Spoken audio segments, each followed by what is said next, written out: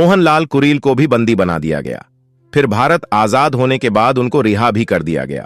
तो दोस्तों, अब आपने देखा कि कैसे चमार जाति का इतिहास न सिर्फ प्राचीन भारत में बल्कि आधुनिक भारत में भी कितना गौरवशाली रहा है।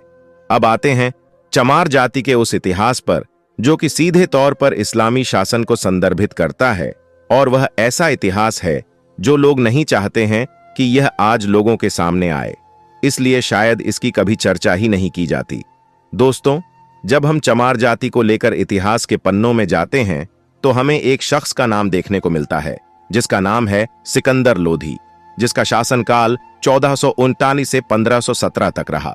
सबसे खास बात यह है कि इसके शासनकाल से पहले पूरे भारतीय इतिहास में चमार नाम का उल्लेख ही नहीं मिलता। आज हम जिन्हें चमार जाति से संबोधित करते हैं, जिनके साथ छुआछूत का व्यवहार करते हैं, दरअसल वह वीर चंवर वंश के क्षत्रिय जिसका प्रमाण मैं पहले ही दे चुका हूं, और सिकंदर लोदी ने चमार घोषित करके अपमानित करने की चेष्टा की। और यह बात मैं नहीं कह रहा, यह बात भारत के सबसे विश्वसनीय इतिहास लेखकों में से कर्नल जेम्स टॉड कह रहे हैं। जी हां, कर्नल जेम्स टॉड ने अपनी पुस्तक द हिस्ट्री ऑफ राजस्थान में चंवर वंश के बारे में विस्तार से लिखा। इसके अलावा प्रख्यात लेखक डॉक्टर विजय सोनकर शाह ने भी इस पर गहन शोध किया, जिसके बाद इन्होंने एक पुस्तक में इस शोध को प्रकाशित किया जिसका नाम था हिंदू चर्म, हमारी जाति, एक स्वर्णिम गौरवशाली राजवंशी इतिहास। दोस्तों, अध्ययन के बाद पता चलता है कि इस चंवर वंश का उल्लेख महाभारत के अनुशासन पर्व में भी मिलता है। डॉक्टर शास्त्री के अनुसार प्राचीन काल में ना तो कोई चमार शब्द था और ना ही कोई जाति थी। इसके अलावा एक बेहद फेमस मुस्लिम लेखिका हैं जिनका नाम है डॉक्टर हमीदा खातून। वह अपनी पुस्तक अर्बनाइजेशन में लिखती कि मध्यकालीन इस्लामी शासन से पहले भारत में चर्म व सफाई कर्मी के लिए किसी विशेष जाति का एक भी उल्लेख नहीं किया जाता। हिंदू चमड़े को निश्चित मानते थे ही यह समझते थे, लेकिन भारत में मुस्लिम शासकों के आने के बाद इसके उत्पादन के भारी प्रयास किए गए। अगर आप सोचिए कि जब चमार जाति को हिंदू ही कहा जाता था और प्रत्येक हिंदू, फिर चाहे वह किसी भी जाति का क्यों ना हो, उस चमड़े से आज भी घृणा करता, और हमारे तमाम दलित भाई ऐसे हैं जो पूजा पाठ भी करते हैं। अब जरा सोचिए, जो लोग पूजा पाठ करते थे, जो हिंदू धर्म में आस्था रखते थे, आखिर वह चमड़े का काम कैसे कर सकते हैं? भारत में मुस्लिम शासकों के आने से पहले भारत में किसी भी प्रकार के चमड़े का काम नहीं किया जाता था, लेकिन जैसे ही मुस्लिम साथ साथ आते हैं तब इसके उत्पादन के भारी प्रयास शुरू कर दिए जाते हैं और यह काम दे दिया जाता है चमारों को। लेकिन कैसे, चलिए यह भी जानते हैं दोस्तों। आक्रमणकारियों के काल में नवर राजवंश का शासन भारत के पश्चिमी भाग में था और इसके प्रतापी राजा थे चवन सिंह। इसे क्षत्रिय वंश के राज्य परिवार का वैवाहिक संबंध था। बप्पा रावल वंश के साथ राणा सांगा व उनकी पत्नी जाली रानी ने चवन सिंह से संबंध रखने वाले संत रविदास जी को अपना गुरु बनाया था और उनको मेवाड़ के राजा गुरु की उपाधि दी थी और उनसे चित्तौड़ के किले में रहने की भी प्रार्थना की थी।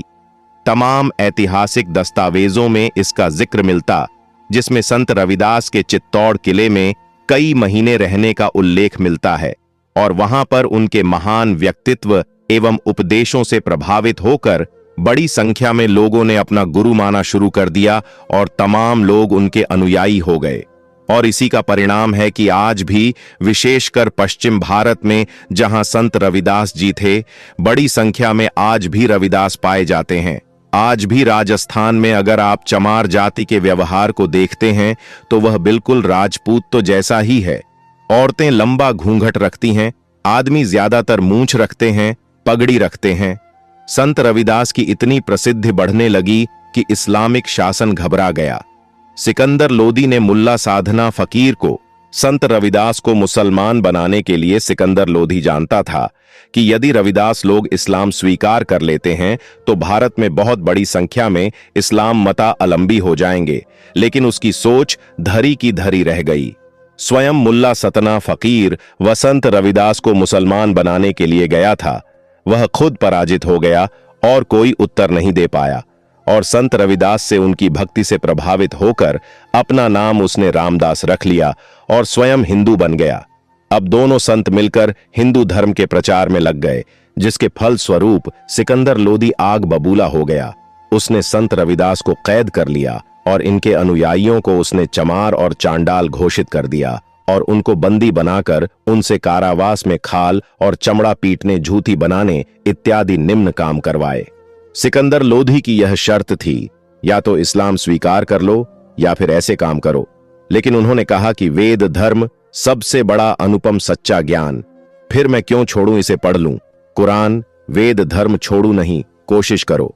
1000 तिल काटो चाही गो, अंग कटा संत रविदास पर हो रहे अत्याचारों के प्रति उत्तर में चंवर वंश के क्षत्रियों ने दिल्ली को घेर लिया। इससे भयभीत होकर सिकंदर लोदी ने संत रविदास को छोड़ दिया। संत रविदास का यह दोहा देखिए आप, जिसमें वे कहते हैं कि बात शाह ने वचन उच्चार मत प्यारा, इस्लाम हमारा खंडन करें उसे रविदास, आ उसे एक करो प्राण को नाशा, जब तक राम नाम रख लावे दाना पानी यहां नहीं पावे, जब इस्लाम धर्म स्वीकार ए मुख से कलमा, आप उच्चार पड़े नम, आज जब भी चित्त लाई दाना पानी तब यहां पाई। जिसमें संत रविदास जी कह रहे हैं कि बादशाह ने कहा कि उसे उसका इस्लाम धर्म प्यारा, और संत रविदास जब तक इस्लाम धर्म को स्वीकार नहीं करता तब तक इसे रखो, भले ही इनकी मृत्यु हो जाए, जब तक यह इस्लाम को नहीं स्वीकारते, अपने मुंह से कलमा नहीं पढ़ते, तब तक